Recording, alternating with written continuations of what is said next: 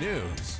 We're continuing to track the new heather fire burning near Hornbrook in Siskiyou County as additional evacuations are issued. Thank you for joining us for Newswatch 12 at 6. I'm Samantha Cadera. CAL FIRE's Siskiyou unit estimates the fire to be 60 acres and spreading at a moderate speed. Now let's take a look at the smoke seen from that fire. The fire was first reported around 4 p.m. on Heather Lane and has now grown to approximately 60 acres. The Siskiyou County Sheriff's Office says to avoid the area as multiple ground resources are in the area.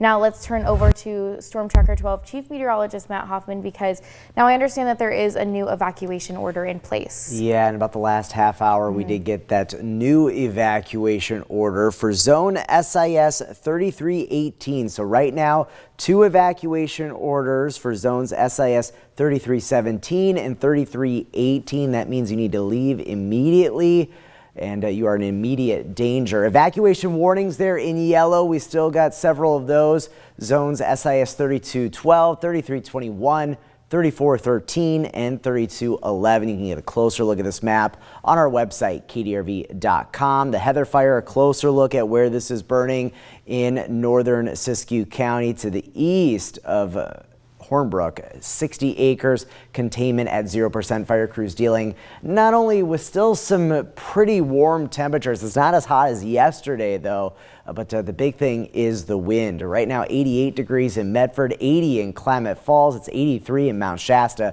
But take a look at the wind in Montague. North wind at 20 miles per hour, sustained, but we're getting some higher gusts pushing up towards 30 miles per hour. And we also have some pretty breezy conditions across the rest of the region as well. But these winds will die down, especially once we get past sunset. We're tracking a big change in our weather. Look off to the north and west, a storm system, some rain already reaching the Olympic Peninsula up in Washington State. And we will have our own opportunity at some rainfall as we head into this weekend. Most of us, though, not seeing impressive rainfall amounts like what we're going to see up into northern portions of Oregon and up into Washington. In the meantime, tonight down to 60 in Medford, 47 in Klamath Falls, mainly clear skies for much of the region, but clouds will start to increase tomorrow ahead of this storm system. Temperatures pretty on par with what we got to today. We could see a few showers making their way to the coast tomorrow evening, but more widespread wet weather expected as we head into Saturday. We'll time out the rain for the region, talk a little bit more about amounts as well, and I'll let you know what to expect in the next week coming up in just a bit. Sam.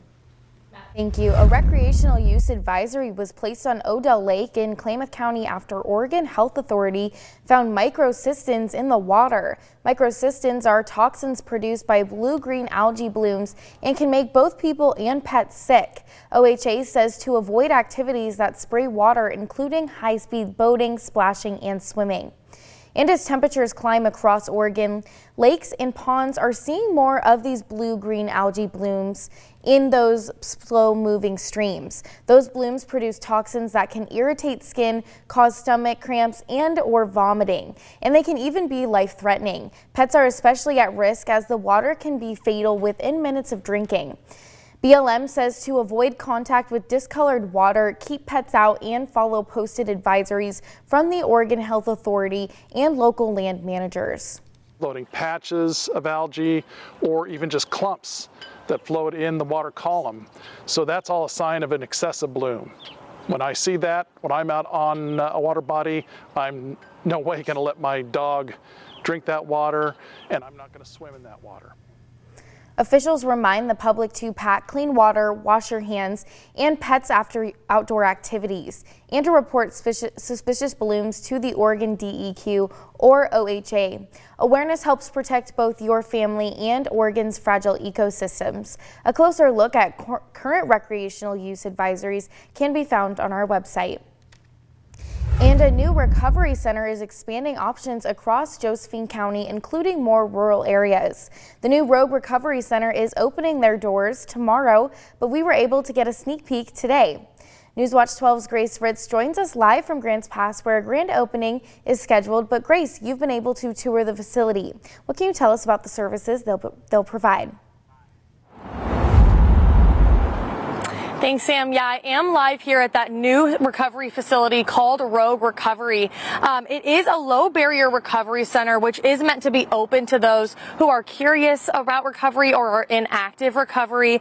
Being able to tour the facility today, I got to see some really cool things like the games that they have, as well as their different areas that they use for meetings and mentorship situations. I was also able to talk to many different executive directors and community outreach positions that talked about their own personal stories, as well as why they picked Grants Pass for this new center. For somebody that's exploring recovery, I think the message that I want to share is that while it might feel really dark and it might feel hopeless, it's only seemingly hopeless. There is hope. You know, personally, on my own recovery journey, there were a lot of dark periods, but your life can improve. We do recover. Now, this recovery center is a part of many that are already in the Portland area, and they are designed to be an open space for anybody and to meet them in the middle where they are in their recovery. Their grand opening is tomorrow, like we said, but it is invite only. This facility will be open 7 days a week, even on holidays from 10 to 2 p.m. If you'd like more information on the center, as well as what they do and how you can be a part of their journey, you can go ahead and find more information on our website. Reporting live in Grants Pass, I'm Grace Ritz. Grace, thank you. And a bill passed this legislative session to bring more housing for seniors and disabilities has now been signed into law. House Bill 3589, backed by Ashland Representative Pam Marsh, creates a senior housing development initiative. It uses $24 million from Oregon's property tax deferral program to help build affordable studio and one-bedroom homes for older adults and people with disabilities. State data shows seniors make up roughly a quarter of Oregon's homeless population. Oregon Housing and Community Services was awarded $20 million to help expand modular housing, and half of that is staying in Southern Oregon. The funding comes from House Bill 2001 from the 2023 legislative session to accelerate housing production. IntelliFab in Klamath Falls and Pacific Wall Systems in Phoenix were two of the four selected for funding, and each receiving $5 million. Both of them were selected as they are uniquely positioned to respond to wildfires and the recovery efforts.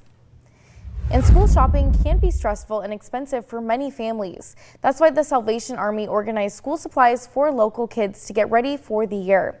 This year, they had 375 kids signed up. Reporter Grace Ritz has more on how they get these supplies and what it means to local kids. Packs, pencils, and markers lined tables at the Salvation Army earlier today. Set up like a school shopping center, families and kids were able to find their school supply list and pick out what supplies they wanted with the help of volunteers. I liked my person that was bringing me through because she was really nice. Well, I'm glad that I did get new school supplies. That way I'll be ready for the next year. But I'm excited to make new friends and meet new teachers. All the school supplies came from donations from the community and private groups that work with Salvation Army. Major Jeanette Mulch says she's already heard from many families who are grateful that they can set their kids up for success this fall. Kids want what everybody else has, and I can't even imagine sending a child to school that doesn't have a backpack or the school supplies like their friends do. And so just to hear how grateful they are and how much it helps them out, it blesses our heart. And we're just thrilled to be able to offer that opportunity to folks, really through other folks who help us to help them. Reporting in Medford, I'm Grace Ritz. If your child still needs school supplies, you can call the Salvation Army number, which can be found on their website. And around 5 this morning, an overturned semi-truck led to heavy congestion on I-5 in Medford. You're taking a look at that video of that wreck from Donovan Dillon. One southbound lane and the southbound on-ramp at milepost 30 was closed for an extended period of time. Traffic is not currently being impacted, but Oregon Department of Transportation reminds drivers to always slow down and provide space for workers in the roadway. And Medford Fire Department is training in high-rise fire response this week to respond to the more than 130 buildings in Medford that are above 3 stories. 2 key tools are used in responding to these, including a standpipe and a fire department connection. These are built into the buildings and are designed to get water to a higher elevation. And take a look at how Grants Pass Fire is helping out with the hardworking Grants Pass High School Band. Grants Pass Fire gave this champion-level band a refreshing finish to their rigorous 2-week camp to prepare for the upcoming marching season. Tomorrow, the team will participate in a drumstick challenge at Mel Ingram Field at 7 p.m. And yesterday, we told you about a local 13-year-old raising money for his 8th grade trip to Washington, D.C. in April. Wyatt and his mom now say they've seen an outpouring of support from the community. Not only has business been busy, but several people have reached out with donations, including bags of cans for Wyatt to redeem.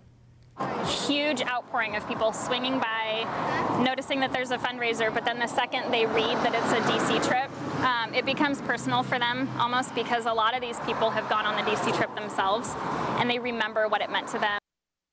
The stand wrapped up for the day around 4 this evening, but with the support of the community, Wyatt has earned over $160 in sales over the last 2 days and more than $450 in donations. He is now at $1,500 of his $2,500 goal.